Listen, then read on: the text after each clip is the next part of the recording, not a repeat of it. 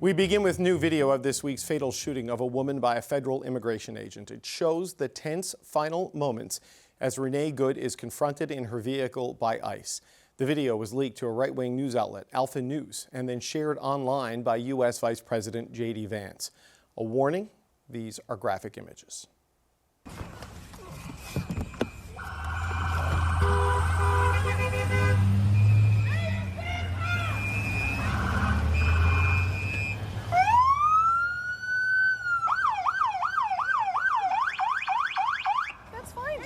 I'm not mad at you. Show your face. I'm not mad at you. It's okay. We don't change our plates every morning, just so you know. It'll be the same plate when you come talk to us later. That's fine. U.S. citizen. You want to come at us? You want to come at us? I say go get yourself some lunch, big boy. Go ahead. Out of the car. Get out of the fucking car. Get out of the car. Oh! Bitch. Today, the mayor of Minneapolis continued to say video refutes the president's claim that Good ran over the agent and hit back at the administration's claim about crime in that city. I have heard countless people talk about Minneapolis, many of them who have never been here, as some form of post-apocalyptic hellscape. 50% of the shootings that have happened thus far in Minneapolis this year have been ICE. In other words, we've only had 2 shootings. One of them has been ICE. Jamison Whiting is a member of the Minneapolis City Council, and he joins me now. Councilor, it's good to see you, sir. Thank you for being here today. Yes, thank you, David. Thank you for having me. I'd like to start, if I could, with this latest angle, this latest video released from the cell phone of the officer involved in the fatal shooting of Renee Good. What do you make of what you can see in that video, and do you think this changes any understanding of what happened in this incident? Yeah, you know, David, I think we are seeing multiple angles. I know our team, our mayor, and our council colleagues here have seen a lot of different angles. And this one thing doesn't change. Donald Trump deployed ICE agents into the city of Minneapolis, and Renee Good would still be alive today if he did not do that. But in terms of the specifics around this incident, does it change your view of those very specific circumstances beyond the larger policy issue of the use of ICE? Yeah, we have a lot of correspondence going on right now, and from my view, what we are trying to see and have been calling for is a transparent and open investigation. I don't want to preempt any investigation going forward, but what I see from here is I think everyone can see is a murder in the city of Minneapolis in our streets.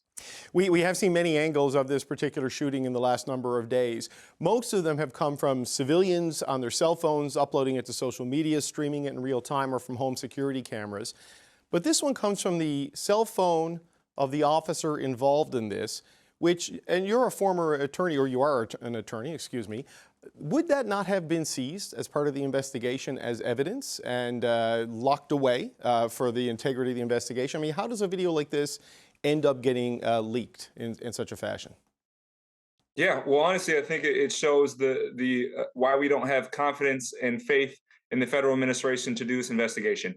I'm sure you are hearing, but our Minnesota Bureau of Criminal Apprehension was removed from the investigation, and we have been calling for to be reinstated back into that investigation, at the very least, to ensure accountability and transparency for our city. How are things in your city right now? We've seen some physical confrontations between protesters and police in the hours and days since Renee Nicole Good was shot. I mean, what's the situation like there today as we head into the weekend?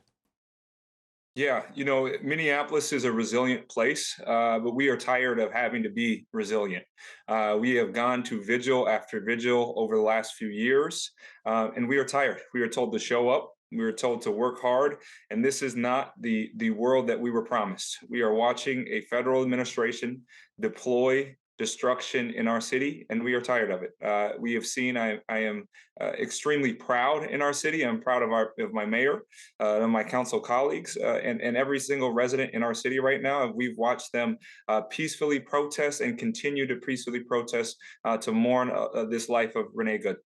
But, you know, in the hours after this incident happened, I spoke to Councillor Chowdhury from your city, and she was outside of a public school where ICE had just been for another operation. Are they continuing to persist with targeting and arrest operations in your city right now?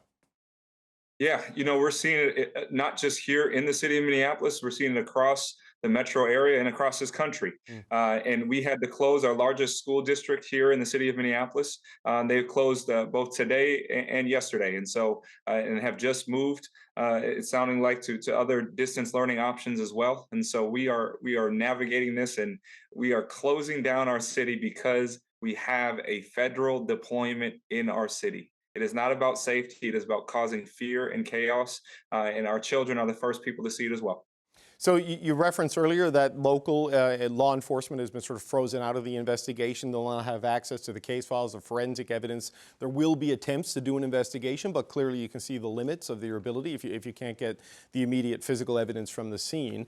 And J.D. Vance has said that this was a tragedy of her own making, her being Ms. Good, and has said, in his view, that maybe the officer involved in this would have some level of absolute immunity. I mean, what is your view of what all of that means for the investigation and the ability to get a clear outcome in this? Yeah, I think any first-year law student knows that if you go beyond the duty of your job and commit a crime, there is no such thing as immediate immunity. That does not exist. And so whether that be Yale Law School or UC Irvine, where I went, there is no such thing. And I hope I hope we have some legal scholars out there that can actually take a peek and look at that as well.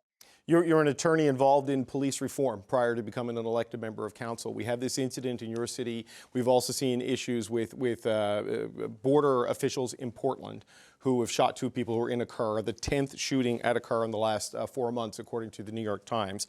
I mean, what do you make of what we're seeing here in the way law enforcement is conducting itself in these interactions? Yeah, and we see it here in the Minneapolis Police Department. We hold our officers, and have been, as we are going about our reform efforts, to the highest standard. And we expect our officers to perform to that standard. But we have federal agents coming in who have been trained for 36 days or something around that, where they're just showing up. They don't have the training that our officers do here. And you're seeing what's happening in the wake of that. We're seeing violence. We're seeing individuals who are not trained.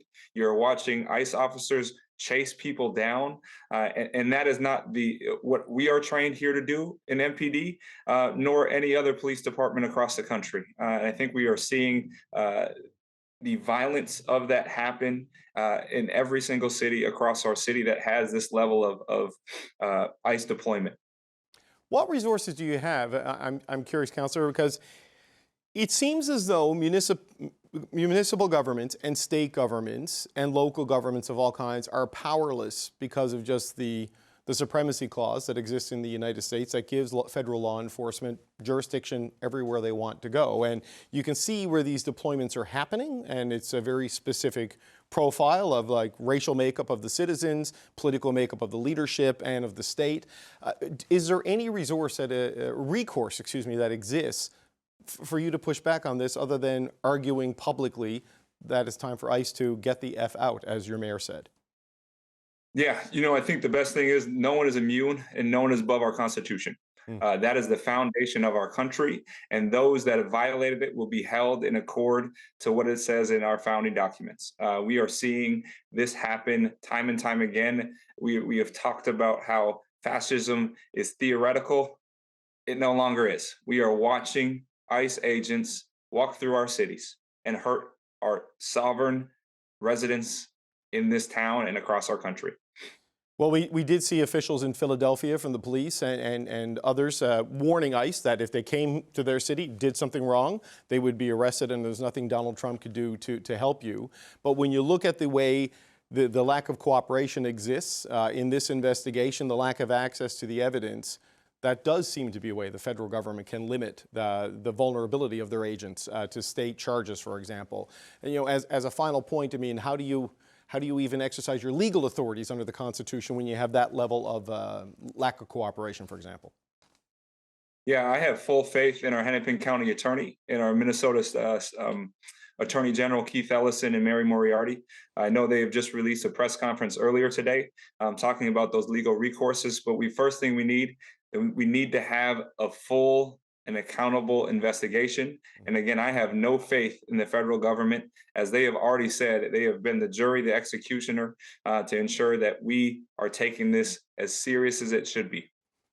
Jamison Whiting, Minneapolis City Council member, thank you so much for your time today, sir. We appreciate it. Thank you, David.